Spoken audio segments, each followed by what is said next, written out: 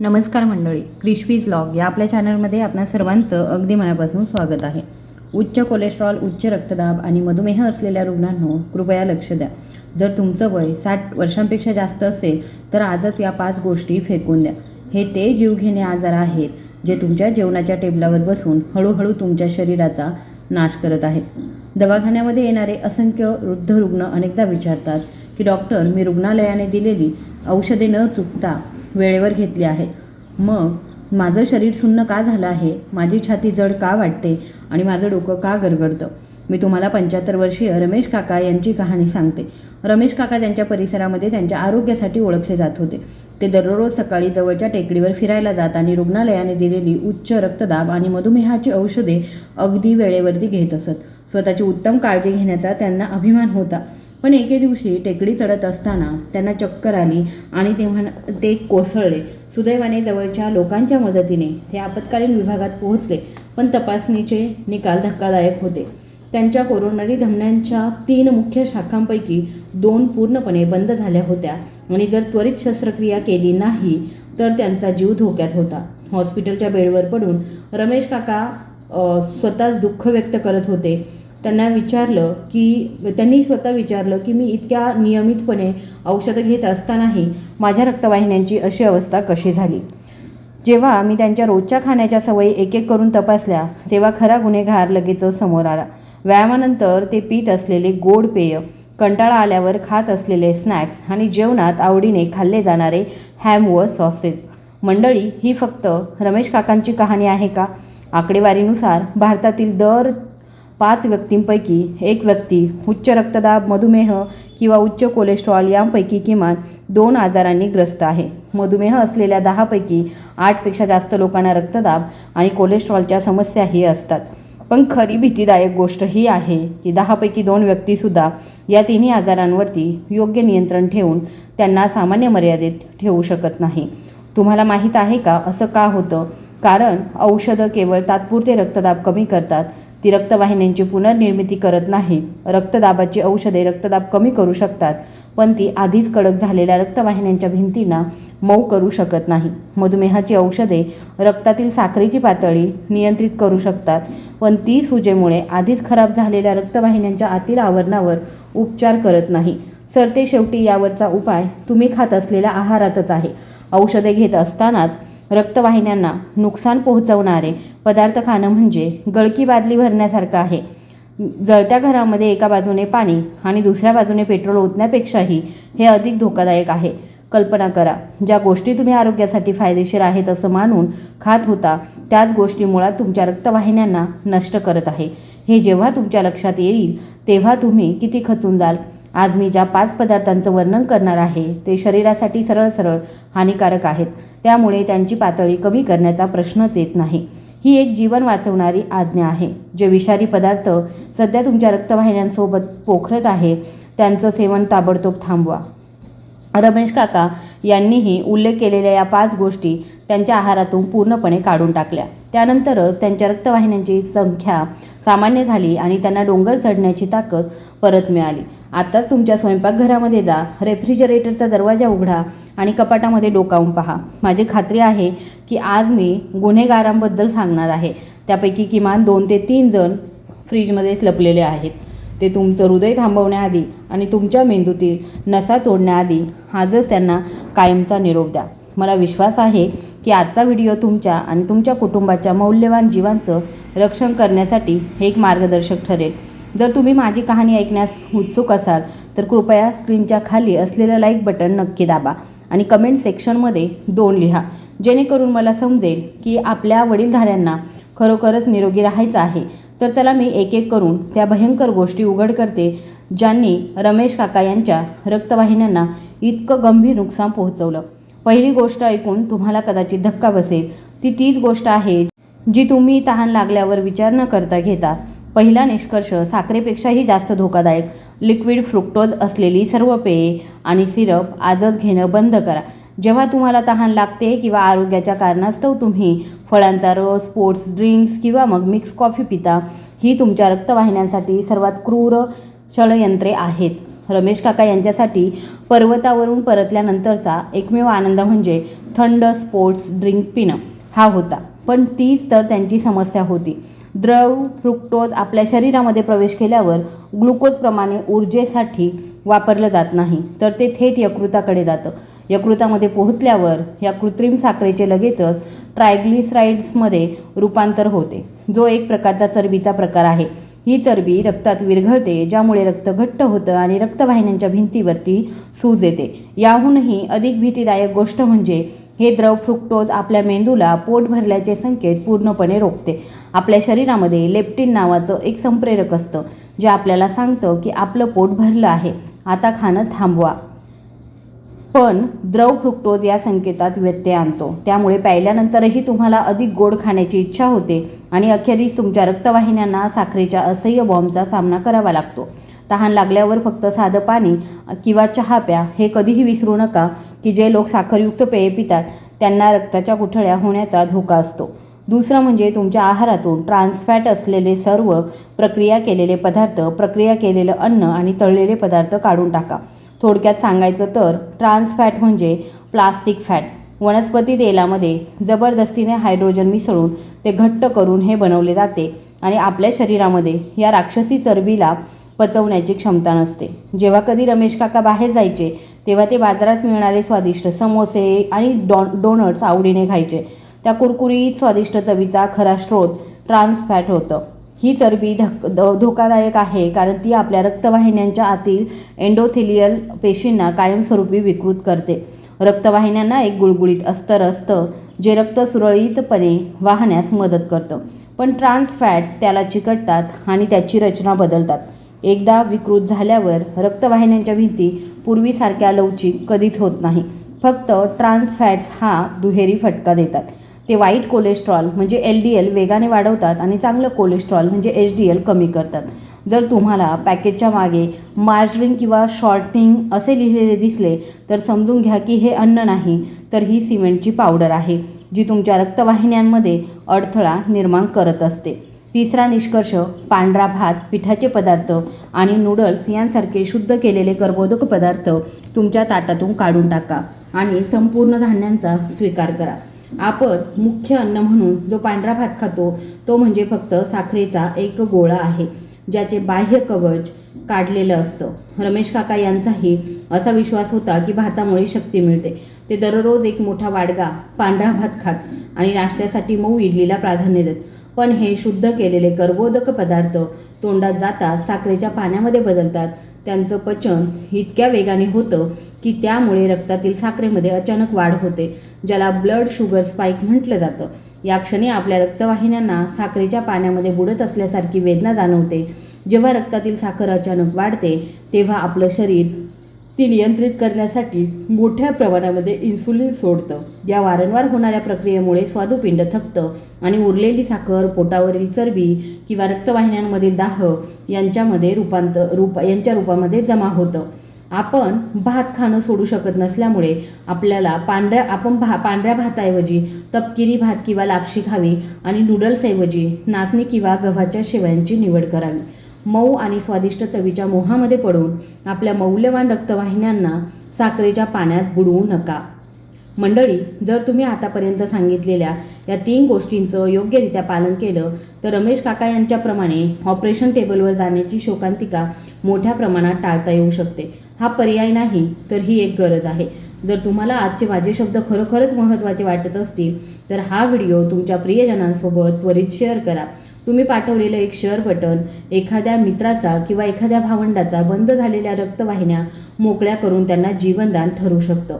Share केल्याने चांगल्या गोष्टी अनेक पटींनी वाढतात आणि एकत्रितपणे काळजी घेतल्यास आरोग्य अधिक काळ टिकतं. जर आधी सांगितलेल्या गोष्टी समोरून धडकणाऱ्या मोठ्या ट्रकसारख्या होत्या तर मी आता 2 गोष्टींबद्दल सांगणार आहे. त्या मागून येऊन आपल्या शरीराचा नाश करणारे सर्वात भॅड शत्रू आहेत. प्रथिने समजून तुम्ही जे खाल्लं आणि जे तुम्ही स्वयंपाकासाठी आवश्यक मानलं तेच खरं रमेश काका यांचं हृदय बंद पडण्यास कारणीभूत ठरलं. चौथा निष्कर्ष जो आहे तो आहे हॅम, सॉसेज आणि बेकन यांसारखे प्रक्रिया केलेले मांस तुमच्या आहारातून ताबडतोब काढून टाका. बऱ्याच लोकांना वाटतं की मांस असल्यामुळे ते शरीरासाठी चांगले असले पाहिजे, नाहीतर 1-2 तुकड्यांनी काय होईल. पण प्रक्रिया केलेले मांस हे सामान्य मांस नसतं. रमेश काका स्वतः दररोज सकाळी नाश्त्यामध्ये भाजलेले हॅम सहजपणे खात असत. तथापि प्रक्रिया केलेल्या मांसामध्ये सामान्य मांसापेक्षा 4 पट जास्त सोडियम असतं. जेव्हा हे अतिरिक्त मीठ रक्तप्रवाहामध्ये प्रवेश करतं तेव्हा ते रक्तवाहिन्या आकुंचित करतं आणि रक्तदाब वेगाने वाढवतं. त्याहूनही गंभीर म्हणजे सोडियम नायट्राईट नावाचं संरक्षक द्रव्य जे त्वचेचं सौंदर्य टिकवण्यासाठी घातलं जातं. ते विषारी पदार्थांप्रमाणे काम करतं आणि आपल्या शरीरातील इन्सुलिनच्या कार्यामध्ये अडथळा आणतं. संशोधनामधून असं दिसून आलं आहे की दररोज थोड्या प्रमाणामध्ये प्रक्रिया केलेले मांस खाल्ल्याने मधुमेहाचा धोका 15% जास्त वाढतो. जागतिक आरोग्य संघटनेने प्रक्रिया केलेल्या मांसाला सिगारेट किंवा अस्बेस्टॉसप्रमाणे गट 1 कर्करोगजन्य म्हणून का वर्गीकृत केलं आहे. हे कारण गांभीर्याने घेतलं पाहिजे. प्रक्रिया केलेलं मांस हे अन्न नसून ते रासायनिकदृष्ट्या दूषित आणि रक्तवाहिन्या नष्ट करणारं आहे.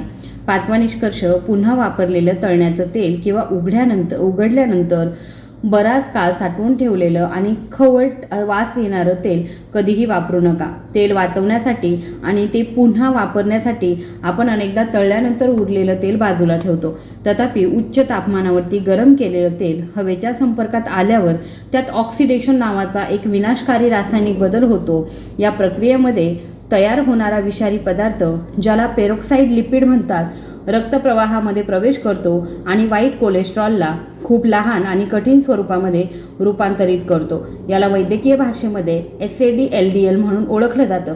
हा लहान आणि विषारी कोआला गवताचा एक कणही सामान्य कोलेस्ट्रॉलपेक्षा जास्त धोकादायक असतो, कारण तो खूप सूक्ष्म असतो. तो सुईप्रमाणे रक्तवाहिनीच्या भिंतीतील अगदी लहान भेगांमध्येही शिरतो. आत शिरल्यावर तो दाह निर्माण करतो आणि रक्तवाहिन्यांना नुकसान पोहोचवतो. रमेश काका यांच्या रक्तवाहिन्या कडक होण्याचं एक कारण म्हणजे त्यांनी अशा शिळ्या तेलापासून बनवलेले पदार्थ खाल्ले होते. स्वयंपाकाचं तेल नेहमी लहान बाटल्यांमध्ये विकत घ्या आणि ते लवकर वापरा आणि जर त्याला थोडा जरी वेगळा वास येत असेल तर क्षणाचाही विचार न करता ते फेकून द्या. तर रमेश काका यांनी आपले आरोग्य परत मिळवण्यासाठी काय खाल्लं? बंद झालेल्या रक्तवाहिन्या पुन्हा उघडण्यासाठी मी तुम्हाला काही चमत्कारिक पर्यायांबद्दल सांगणार आहे.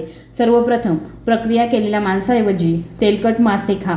मॅक्रेल आणि सॅल्मनसारख्या माशांमध्ये ओमेगा-3 फॅटी ॲसिड भरपूर प्रमाणामध्ये असतं, जे नैसर्गिक एक्सफोलिएटर म्हणून काम करतं आणि रक्तवाहिन्यांमधील दाह दूर करतं. स्वयंपाक करताना बार्लीच्या तेलाऐवजी एक्स्ट्रा व्हर्जिन ऑलिव्ह ऑइल वापरा. ऑलिव्ह ऑइलमधील ओलिक ॲसिड आपल्या शरीरातील खराब कोलेस्ट्रॉल नैसर्गिकरित्या धुवून पित्ताद्वारे बाहेर टाकण्यास मदत करतं. शेवटी आपल्या रोजच्या आहारामध्ये पालकसारख्या हिरव्या पालेभाज्यांचा समावेश करा. त्यामध्ये व्हिटॅमिन के नावाचं एक मौल्यवान पोषक तत्व असतं. हे पोषक तत्व वाहतूक पोलिसांप्रमाणे काम करतं. रक्तवाहिन्यांच्या भिंतींना चुकून चिकटलेले कॅल्शियमचे कण काढून त्यांना हाडांपर्यंत पोहोचवतं. कॅल्सिफिकेशन म्हणजेच रक्तवाहिन्या कडक होण्याच्या प्रक्रियेविरुद्ध हे सर्वोत्तम कवच आहे. रमेश काका यांनीही ऑलिव्ह ऑइलमध्ये हलक्या तळलेल्या या हिरव्या भाज्या खायला सुरुवात केली आणि त्यांच्या रक्तवाहिन्यांची लवचिकता लक्षणीयरित्या सुधारली. मंडळी, मी आज शेअर केलेल्या या मार्गदर्शक सूचनांचं तुम्ही एक एक करून पालन कराल का? रक्तवाहिन्या प्रामाणिक असतात. ज्या क्षणी तुम्ही विषारी पदार्थांचं सेवन थांबवून चांगलं पोषण खाण्यास सुरुवात करता, त्या स्वतःहून बऱ्या होऊ लागतात. जर ही माहिती तुमच्या आरोग्यासाठी खूप उपयुक्त ठरली असेल तर सबस्क्राईब बटनवरती आणि नोटिफिकेशन बेल नक्की दाबा. तुमची सदस्यता मला तुमच्यासोबत आणखी अचूक आणि उपयुक्त आरोग्य रहस्य शोधून शेअर करण्यासाठी सर्वात मोठी प्रेरणा देते. कृपया या आरोग्यदायी बदलाची बीजे तुमच्या प्रियजनांमार्फत पोहोचवा. तर आता मी तुम्हाला रमेश काका यांनी त्यांच्या बंद झालेल्या रक्तवाहिन्या मोकळ्या करण्यासाठी पाळलेली विशिष्ट दैनंदिन दिनचर्या सांगणार आहे. मनाने जाणून घेणं ही एक गोष्ट आहे, पण शरीराने अंमलात आणणं 100 पट अधिक महत्त्वाचं आहे. मी तुम्हाला हे अगदी सोप्या पद्धतीने समजावून सांगेन, जेणेकरून तुम्हीही आज त्याचं पालन करू शकाल. म्हणून लक्षपूर्वक ऐका. रमेश काका सकाळी उठल्याबरोबर एक ग्लास कोमट पाणी हळूहळू पिऊन आपल्या दिवसाची सुरुवात करायचे. रात्रीच्या झोपेनंतर रक्ताभिसरण पुन्हा सुरू करण्यासाठी हा एक अत्यंत महत्त्वाचा नित्यक्रम आहे. झोपेत डिहायड्रेशनमुळे घट्ट झालेले रक्त पातळ करण्यासाठी हा सर्वात स्वस्त आणि सर्वोत्तम उपाय आहे. यावेळी स्पोर्ट्स ड्रिंक किंवा मग गोड चहा टाळावा. फक्त शुद्ध पाणी प्यावं. नाश्त्यासाठी ते भाजलेले मॅक्रेल माशाचा एक तुकडा अर्धा ब्राऊन किंवा अर्धा पांढऱ्या भातासोबत घ्यायचा. यासोबतच पालकाची एक वाटी असायची आणि या नित्यक्रमाने वैशिष्ट्य म्हणजे त्यावर तिळाचं किंवा ऑलिव्ह तेल भरपूर प्रमाणामध्ये घालणं. मी आधी सांगितल्याप्रमाणे विटॅमिन के चरबीसोबत घेतल्यास 5 पट अधिक चांगल्या प्रकारे शोषलं जातं. त्यामुळे सकाळी लवकर तेलकट माशांमधील ओमेगा 3 फॅटी ॲसिड आणि भाज्यांमधील पोषक तत्वे घेतल्याने आपल्या रक्तवाहिन्यांना दिवसाची सुरुवात आनंदाने करण्यास मदत होते. दुपारच्या जेवणासाठी त्यांनी काहीतरी वेगळं करून पाहिलं. चणे आणि टोफूचा आहार. त्यांनी हॅम किंवा सॉसेसऐवजी वनस्पती आधारित प्रथिने निवडली. त्यांनी ऑलिव्ह ऑइलमध्ये विविध भाज्या मिसळून उकडलेले चणे खाल्ले. सुरुवातीला त्यांना ते विचित्र वाटलं, पण नंतर त्यांना त्याची चव खूप आवडली. चण्यांमधील भरपूर फायबरमुळे बराच वेळ पोट भरल्यासारखं वाटतं आणि दुपारच्या वेळी काहीतरी खाण्याची इच्छा होत नाही. त्याने दिवसातील सर्वात हलके जेवण रात्रीचं असावं या तत्त्वाचं पालन केलं. तो टोफूचा अर्धा तुकडा कॅरमेलाइज्ड तेलात हलका तळून भाज्यांसोबत खात असे. झोपण्यापूर्वी आपल्या शरीराची चयापचय क्रिया मंदावते, ज्यामुळे जर आपण यावेळी रिफाईंड कार्बोहायड्रेट्स किंवा तेलकट पदार्थ खाल्ले तर रात्रभर रक्तवाहिन्यांवर ताण येतो. रमेश काकाने असं सांगितलं की रात्री हलकं जेवण केल्यावर सकाळी उठल्यावर त्यांना अगदी पिसासारखं हलकं वाटतं. आता मी तुमच्या सर्वात उत्सुकतेच्या काही प्रश्नांची उत्तरे देईन. मी क्लिनिकमध्ये वारंवार विचारले जाणारे 3 प्रश्न तयार केले आहेत. पहिला प्रश्न आहे तो म्हणजे, डॉक्टर, मी कोणत्याही परिस्थितीमध्ये ब्रेड किंवा नूडल्स सोडू शकत नाही, मी काय करू? माझं उत्तर आहे, स्वतःवर जबरदस्ती करू नका, फक्त प्रकार बदला. पांढऱ्या पिठाच्या ब्रेडऐवजी गव्हाच्या पिठाचा ब्रेड निवडा आणि तो आठवड्यातून एकदा किंवा 2दाच खा. जेव्हाही तुम्ही ब्रेड खाल तेव्हा रक्तातील साखर हळूहळू वाढवण्यास मदत व्हावी म्हणून त्यासोबत नेहमी एक उकडलेलं अंड आणि किंवा मग भाज्या खा. ही एक युक्ती आहे. दुसरं, बाहेर जेवताना काय खावं?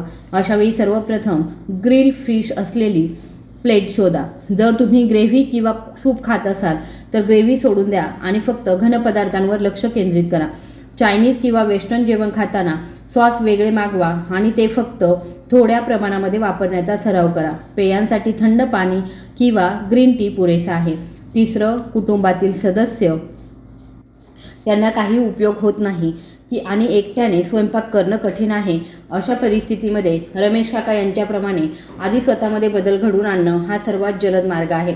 जेव्हा रमेश काका फक्त 1 महिन्यामध्ये उत्साहाने परिपूर्ण झाले आणि त्यांचा चेहरा उजळला तेव्हा त्यांची पत्नी, जी सुरुवातीला विरोध करत होती, तिनेही त्यांच्यासाठी पौष्टिक जेवण बनवायला सुरुवात केली. लक्षात ठेवा, तुमचे आरोग्यदायी परिवर्तन हे तुमच्या कुटुंबाच्या आनंदाचा स्रोत आहे. मंडळी, मी आज वर्णन केलेला दिनक्रम एकाच वेळी पूर्ण करण्याचा मोह टाळा. आज सकाळी 1 ग्लास पाण्याने सुरुवात का करू नये? लहान लहान प्रयत्नांची एकत्रित मदत तुमच्या बंद झालेल्या रक्तवाहिन्या मोकळ्या करेल आणि एका परिपूर्ण जीवनाचा मार्ग मोकळा करेल. जर या व्हिडिओने तुम्हाला कृती करण्यास प्रेरित केलं असेल तर कमेंट्समध्ये मी नक्की करेन असं लिहा किंवा एक जरी लिहिलं तरीसुद्धा पुरेसं आहे. हा छोटासा संकल्प तुमच्या रक्तवाहिन्यांचं संरक्षण करण्यासाठी एक उत्तम पहिलं पाऊल असेल. एकमेकांच्या कमेंट्सना प्रोत्साहन प्रतिसाद द्या आणि चला आपण सर्व मिळून एक निरोगी शतक घडवण्यासाठी काम करूया. आज आपण रमेश काका यांच्याकडून रक्तवाहिन्यांच्या आरोग्याबद्दल जे ज्ञान शिकलो त्याचा अखेर सारांश घेऊया. तुम्ही या 3 गोष्टी मनावर घ्याव्यात अशी माझी इच्छा आहे. पहिली गोष्ट म्हणजे केवळ औषधं पुरेशी नाहीत. हे विसरू नका की जेवणाचे टेबल हेच खरे औषधालय आहे. रक्तदाब आणि मधुमेहाची औषधे केवळ तात्पुरते आकड्यांचा परिणाम लपवतात. आधीच जखमी झालेल्या आणि कडक झालेल्या रक्तवाहिन्यांना मुळापासून पुन्हा तयार करण्याची शक्ती तुम्ही आज काय चावता आणि गिळता यावर अवलंबून असते. दुसरं म्हणजे 5 विषांचा त्याग करणं ही तारुण्याची सुरुवात आहे. द्रव फ्रुक्टोजयुक्त पदार्थ, ट्रान्स फॅट्स, रिफाईंड कार्बोहायड्रेट्स, प्रक्रिया केलेले मांस आणि शिळे तेल या केवळ 5 गोष्टी आहेत ज्यामुळे आपलं शरीर स्वतःला बरं करण्यास सुरुवात करू शकतं. आपल्या रक्तवाहिन्या आपल्या कल्पनेपेक्षा अधिक मजबूत आणि लवचिक असतात. जर आपण त्यांच्यावर हल्ला करणं थांबवलं तर त्या पुन्हा मऊ होतील आणि संपूर्ण शरीरामध्ये शुद्ध रक्त वाहून नेण्यास तयार होतील. तिसरं म्हणजे आज याच क्षणी सुरुवात करा. आरोग्याच्या बाबतीत उद्या असे काही नसतं. तुम्हाला माहिती आहे का, रमेश काका जेव्हा इमर्जन्सी रूममध्ये जागे झाले तेव्हा त्यांना सर्वात जास्त पश्चाताप कशाचा झाला? तो म्हणजे काल खाल्लेल्या फळाचा तुकडा आणि उसाच्या झाडाचा. दुर्दैवी घटना अचानक येतात, पण जे तयार असतात ते त्या संकटांचं संधीत रूपांतर करू शकतात. मंडळी, रमेश काका आजकाल पुन्हा डोंगर चढत आहेत आणि मला फोटो पाठवत आहे. पूर्वी दम लागल्यामुळे ते शिखराच्या जवळच हार मानायचे, पण आता ते एखाद्या तरुणाच्या सहजतेने चढाई पूर्ण करतात. आपल्या नातवंडांसोबत हिमालयामध्ये चढाई करणं हे त्यांचं पुढचं ध्येय आहे. जेव्हा ते त्या स्वप्नाबद्दल बोलतात तेव्हा त्यांचे डोळे एखाद्या विशीतल्या तरुणापेक्षाही जास्त चमकत होते. तुमचं स्वप्न काय आहे? तुमच्या मुलांवर ओझ न बनता स्वतःच्या पायांवर खंबीरपणे चालणं, स्वादिष्ट जेवण करणं, सुंदर ठिकाणी फिरणं, हेच नाही का? ते साधं पण उदात्त स्वप्न पूर्ण करण्यासाठी तुमचा रेफ्रिजरेटर पुन्हा एकदा व्यवस्थित लावा. हा अपव्यय आहे असे समजू नका. कालबाह्य झालेले तेल आणि रक्तवाहिन्या बंद करणारे सॉसेस फेकून देणं ही तुमचं जीवन वाचवण्यासाठी तुम्ही करू शकणारी सर्वात मौल्यवान गुंतवणूक आहे. मला आशा आहे की आज मी जे काही बोलेल ते तुमच्या मनाला भिडलं असेल. निरोगी जीवन हे काही रहस्य नाही. आज काळजीपूर्वक तयार केलेला ब्राऊन राईसचा एक वाटी आणि ताज्या भाज्यांची एक प्लेट तुमच्या नसा आणि तुमचं जीवन वाचवू शकते. माझ्यासोबत इतका वेळ घालवल्याबद्दल मी मनापासून आभारी आहे. तुम्हाला प्रत्येकाला कोणत्याही आजाराविषयी आनंदाने वृद्ध होताना पाहणं हेच माझं सर्वात मोठं समाधान आहे. मी नेहमी तुमच्यासोबत असेल आणि प्रार्थना करते की आजचा दिवसही तुमच्या रक्तवाहिन्यांसाठी शांत आणि निरोगी जाओ. आजचा व्हिडिओ जर तुम्हाला आवडला असेल तर कृपया व्हिडिओला लाईक, शेअर आणि सबस्क्राईब करायला विसरू नका. धन्यवाद.